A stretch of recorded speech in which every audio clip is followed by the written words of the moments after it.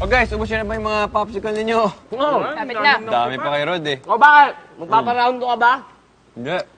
Ano? Ah, ibang merienda naman. Oo. Hindi rin. Alam ko na. Siguro gagawa tayo ng experiment gamit tong mga popsicle sticks. Tama na naman. si Galing ko Gabby. talaga. Tama na. So, ang kailangan natin mga I-Believers, glue, sandpaper, Sandpaper. and popsicle stick. Gusto mo ako na? Super glue to eh. Alam. Lalagyan lang natin sa gitna. And Yes. then, lalagay natin, papatong natin ang isang popsicle stick. Gitna na ba siya?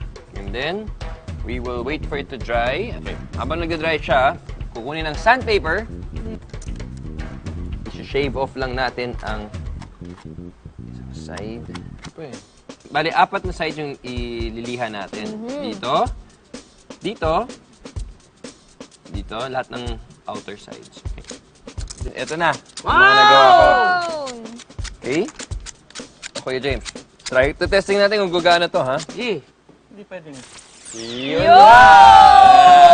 Bumalik sa akin! Yes! Bumalik na siya sa akin! Hindi na bumalik sa akin. Sa iba Ayun, sumama. bumabalik, Ba't ang oh. galing sa'yo? Kailangan soft touch lang. Papaikuti ko sa akin. Yan, oh, ganda. Okay. Ang boomerang ay isang throwing tool na bumabalik sa naghagis nito. Ito ay naimbento ng mga indigenous Australians for hunting. Karaniwan V-shaped ang mga boomerang, pero ngayon may 4-sided boomerang na tulad ng ginawa sa experiment. Dahil sa design ng boomerang, pag hinagis ito, ang boomerang ay umiikot sa isang axis na perpendicular o nasa 90 degrees ng direction ng paglipad nito. Ang spinning o pag-ikot nito ay nagkikreate ng unbalanced aerodynamic forces o iba't ibang lakas ng hangin mula sa paligid.